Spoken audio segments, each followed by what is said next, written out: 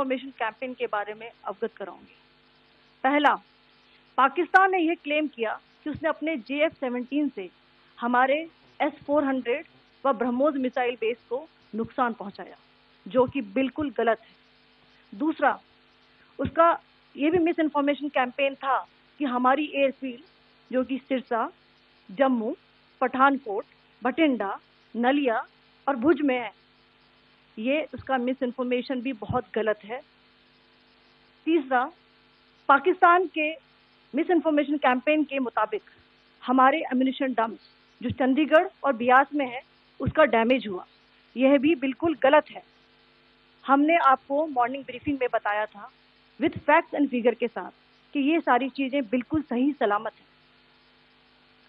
अब मैं आपको बताना चाहती हूँ कि पाकिस्तान के एक प्रेस कॉन्फ्रेंस में ये बात की गई थी कि उनके सीनियर मिलिट्री ऑफिसर्स जो कि पूरी तरह से ये भ्रामक है और तथ्यों से दूर है कि पाकिस्तान की ओर से ये झूठा आरोप भी लगाया जा रहा है कि भारतीय सेना ने मस्जिदों को नुकसान पहुंचाया।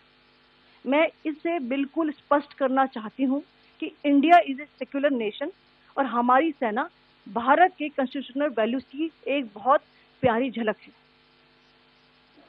इंडियन आर्म फोर्सेस ने पाकिस्तान को बहुत भारी नुकसान पहुंचाया, उनके मिलिट्री इंफ्रास्ट्रक्चर्स को, चाहे वो लैंड एसेट्स हो या फिर उनके एयर एसेट्स।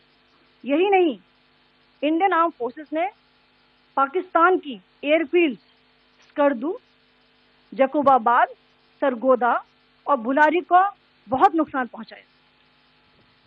इसके अलावा पाकिस्तान के air defence system, radar system, उनको भी एयर स्पेस में अनडिनेबल किया।